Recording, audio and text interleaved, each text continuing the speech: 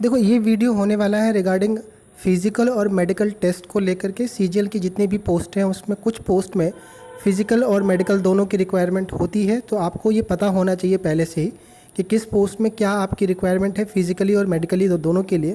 क्योंकि होता क्या है कि बच्चे जब हम पोस्ट भरते हैं तो हमें ये नहीं पता रहता है, और जब नौकरी लग जाती है तब समझ में आता है कि यार ये तो क्राइटेरिया हम फुलफ़िल नहीं करें, तो बाद में दिक्कत हो सकती है, राइट। एक चीज़ बताऊँ मैं आपको कि जो आपका मेडिकल होता है वो डॉक्यूमेंट वेरिफिकेशन के साथ नहीं होता है। जब आपको डिपार्टमेंट जो भी पोस्ट मिलता है वो डिपार्टमेंट आपका ये मेडिकल करवाता है, चाहे फिज़िकल करवाता है। तो ये बाद का प्रोसेस है फिज़िकल और मेडिकल, इसीलिए आपको पोस्ट प्रेफरेंस भरते वक्त एकदम ध्यान से करना होता है। रूल ये होता है कि अगर आप कोई मेडिकल स्टैंडर्ड नहीं पास कर पाते हो जो उस पोस्ट के लिए है, तो आपका कैंडिडेचर रिजेक्ट हो जाएगा, यानी आपको जॉब नहीं मिलेगी, कोई दूसरी पोस्ट के लिए आपको कंसीडर नहीं किया जाएगा, राइट।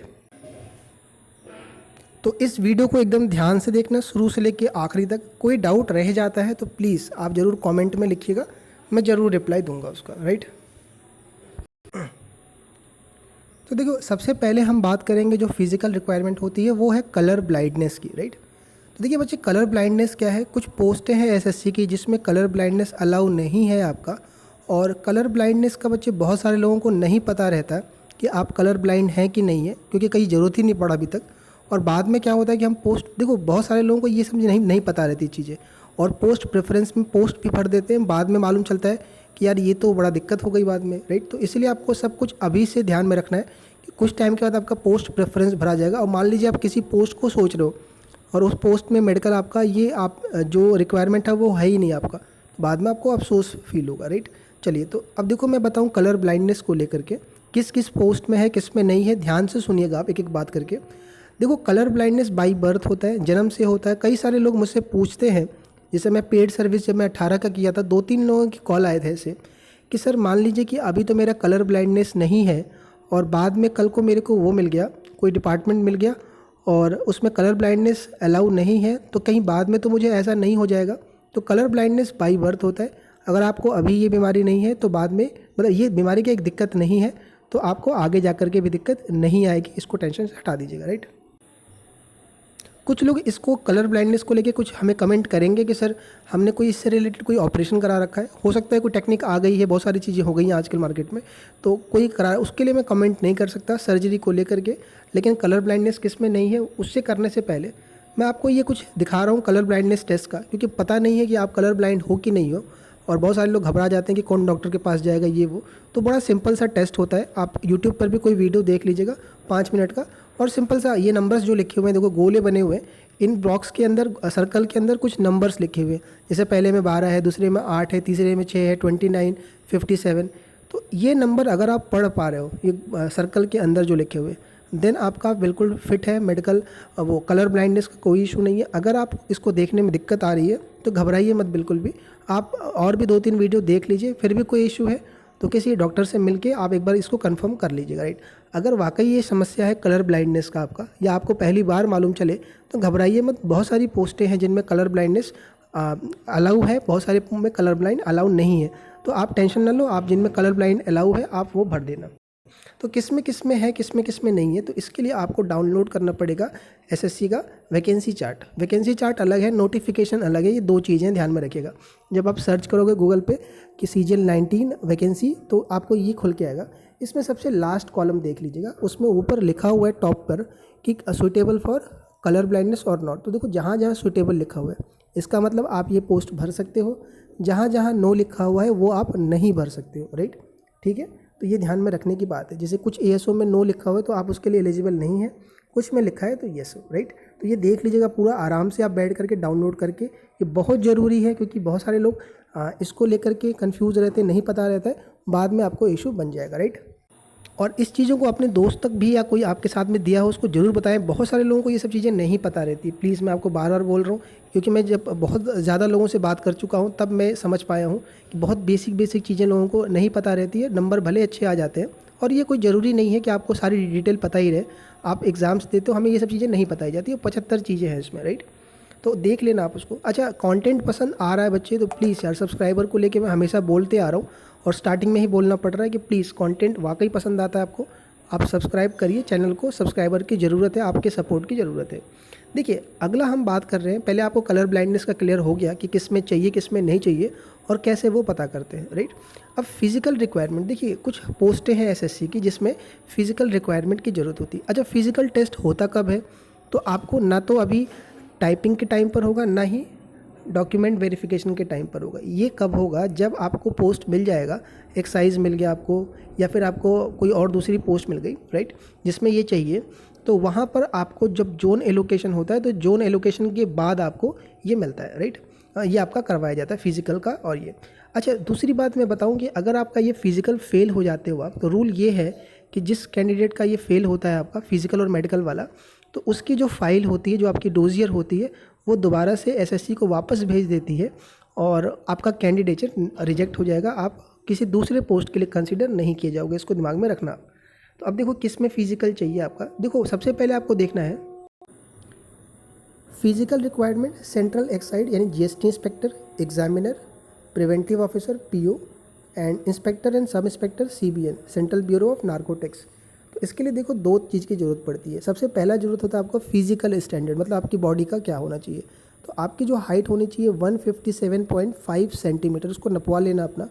और जो चेस्ट होना चाहिए, आपकी जो छाती होनी चाहिए वो 81 centimetre, fully expanded with a minimum expansion of 5 centimetre. तो ये इसी रिक्वायरमेंट में 81 सेंटीमीटर होनी चाहिए चेस्ट का, 157.5 आपका होना चाहिए हाइट। ये मेल कैंडिडेट के लिए बता रहा हूँ मैं। अच्छा, 5% का छूट होता है, जो लोग गढ़वाली होते हैं, असामीज़ होते हैं, गोरखा होते हैं, ये आपका रिलैक्सेशन में उनको मिल जाता है, राइट।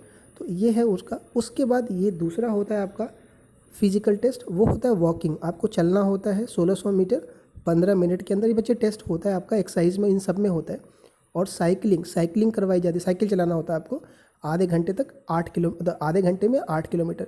तो बच्चों ये जो फिज़िकल टेस्ट बताया हूँ मैं आपको, ये बहुत टफ़ नहीं होता, ऑलमोस्ट सभी लोग क्लियर कर लेते हैं। ये साइकिलिंग वाला और ये दोनों वाला नॉर्मल होता है। अच्छा, इसमें थोड़ा बहुत अगर ऊपर नीचे है तो चल जाता है, जितने लोग भी देते हैं बताते हैं कि इतना कुछ ज़्यादा हार्ड एंड फास्ट रूल इसमें नहीं है, राइट। थोड़ी बहुत लंबाई की भी अगर है तो पॉइंट चल जाता है, लेकिन फिर भी आप एक बार अपने आप को सेफ जोन में लेके चल रहे हो तो इसको ज़रूर देख के चलना। फीमेल के लिए थोड़ा रिलैक्सेशन होता है, हाइट 152 है, वेट का है इसमें 48 किलोग्राम, और इसमें भी रिलैक्सेशन दिया हुआ है। वॉकिंग में केवल 1 किलोमीटर है और साइकिलिंग में 3 किलोमीटर। नीचे लिखा हुआ है कि अगर आप किसी भी इसमें स्टेज को क्लियर नहीं कर पाते हो तो ये रूल है कि फिज़िकली पास ना करने पर, फिज़िकल टेस्ट पास ना करने पर आपको रिजेक्ट कर दिया जाएगा। तो ध्यान में रख के करना आपको ये चीज़ें। हो सकता है किसी के लिए साइकिलिंग दिक्कत हो, साइकिल चलाने में किसी को दिक्कत हो, वॉकिंग में दिक्कत हो सकता है बच्चे, तो प्लीज़ इसको ध्यान में रखिएगा। अब देखो दूसरी जो फिज़िकल रिक्वायरमेंट होती है वो सीबीआई की। ऊपर जो मैंने बताया था वो आपका प्रिवेंटिव ऑफिसर, एग्जामिनर, एक्साइज था, नार्कोटिक्स का था, ये सिर्फ सीबीआई का है। देखो सीबीआई में सबसे पहले ज़रूरत है आपको कि इसकी बड़ी तमीज़ से होती है, मतलब फिज़िकल। सीबीआई का थोड़ा अच्छे से होता है और इसकी ट्रेनिंग भी बड़ी कायदे से होती है, 1 साल की पूरी ट्रेनिंग चलती है। और मेडिकल भी और फिज़िकल भी इनका तरीके से होता है। तो हाइट चाहिए आपको 165 सेंटीमीटर और फीमेल के लिए चाहिए आपको 150 सेंटीमीटर, राइट। और बाकी जो 5 सेंटीमीटर का रिलैक्सेशन मैंने बताया है, आप देख सकते हो यहाँ पर किसके लिए है। चेस्ट 76 सेंटीमीटर चाहिए, राइट, और विथ एक्सपेंशन के साथ में। अच्छा, ये विज़न वाला मैं समझाता हूँ उनको। विज़न जो है वो 6/6 का होना चाहिए और 6/9 इन द अदर आई। तो ये मैं आपको समझाता हूँ विज़न वाला क्या होता है। कई लोग पूछते हैं मुझसे कि सर चश्मा लगा हुआ है, क्या मैं सीबीआई के लिए अपील? देखो चश्मा लगाने के बाद भी 6/6 आ जाता है। 6/6 एक रेशियो होता है जो चश्मा लगाने के बाद आपका मेंटेन हो जाता है। तो इसके लिए चश्मा का कोई हार्ड एंड वो नहीं है कि चश्मा लगा हुआ है तो आप डिस्क्वालीफाई हो जाओगे, राइट। तो अब ये पता कैसे चलता है कि 6 चश्मा लगाना? तो आपको इसके लिए टेस्ट कराना पड़ेगा आंखों के पास, डॉक्टर के पास, और उनको ये बोलना पड़ेगा कि सर ये बता दीजिए, ये लेके जाना आप निकाल के, ठीक है। और आप जब ये निकाल के लेके जाओगे और उनको दिखाओगे तो वो बता देंगे, और ऑलमोस्ट चश्मा लगाने के बाद सबका 6/6 आ जाता है। तो अगर आपको ग्लास लगा हुआ है, टेंशन की ज़रूरत नहीं है। कई लोग मुझे बोलते हैं कि सर मेरा -4 है, -5 है, -6 है। कोई दिक्कत नहीं बच्चे, अलाउ होता है। बहुत सारे लोग हैं जानने वाले जो चश्मे के साथ हैं, बड़े हैवी पावर है, वो लोग सीबीआई में काम कर रहे हैं, राइट। चलिए, अच्छा उसके बाद कह रहा है आपका कि NIA के अंदर हम बात करें, नेशनल इन्वेस्टिगेशन एजेंसी, तो उसमें देख लीजिए हाइट थोड़ा ज़्यादा चाहिए मैन के लिए, 170 चाहिए होता है, फीमेल के लिए इतना चाहिए होता है, चेस्ट 76 चाहिए होता है, और विजन का फिर सेम सीन है 6/6 का NIA के अंदर। तो अब बता दूँ CBI और NIA में मैंने ज़्यादातर जब हैंडल करा है पोस्ट प्रेफरेंस वाला, तो आपका ज़्यादातर मेल कैंडिडेट इसके लिए अट्रैक्टेड होते हैं, फीमेल थोड़ा सा कम रहती है, और इसके लिए भी कुछ खास टाइप के लोग रहते हैं। मैंने कई लोगों से बात किया हूँ तो कई लोगों का सिक्योरिटी एजेंसीज़ की तरफ इतना रुख नहीं होता, CBI और NIA की तरफ, कुछ लोग इसके प्रति एकदम क्रेज़ होता है, राइट। तो वही है, देख लीजिएगा। तो ये रिक्वायरमेंट आप ज़रूर से देखिएगा और ध्यान से चेक कर लीजिएगा, खुद अपना मेजरमेंट करवा लीजिए, अभी टाइम है पोस्ट भरने से पहले। यार एक पोस्ट है आपकी BRO के अंदर, UDC की पोस्ट, राइट। तो यार BRO के अंदर बच्चे बड़ा तगड़ा वो होता है आपका फिजिकल, क्योंकि ये काम ही ऐसा है, और इसके लिए एक पर्टिकुलर एक वो होता है आपका तरीके से होता है आपका GRE एक सेंटर हो, GREF करके एक सेंटर होता है, हर एक रीजन का अपना अलग अलग होता है, वहाँ पर करवाते हैं इसका। फीमेल कैंडिडेट अलाउ नहीं है BRO के अंदर, मेल कैंडिडेट हैं, इसको तमीज़ से पढ़ लीजिएगा आप। लेकिन बच्चे आपको ज़्यादा टेंशन लेने की ज़रूरत इसलिए भी नहीं है क्योंकि आपके पास जब आखिरी ऑप्शन बचता है तभी आप BRO भरते हो, BRO सबसे लास्ट ऑप्शन पे जाता है, कोई BRO लेना नहीं चाहता है, राइट। तो ये बातें आपकी हैं, ठीक है, क्योंकि BRO का काम बहुत रफ एंड टफ वाला होता है, तो लोग थोड़ा सा नहीं इसको ऑप्ट करते हैं, राइट। फिर भी आप एक बार देख लीजिएगा, कहीं फीमेल कैंडिडेट हो सोचें कि भर दें, तो नहीं होता है फीमेल के लिए, केवल बॉयज़ या मेल कैंडिडेट ही इसके लिए अलाउ है। देखो PWD का बता दूं, PWD जो कैंडिडेट है आपको नोटिफिकेशन पहले देखना पड़ेगा कि बहुत सारे पोस्ट में PWD अलाउ ही नहीं है, या उस पोस्ट को आप ऑप्ट नहीं कर सकते हो, उसके लिए आप एलिजिबल नहीं हो, राइट।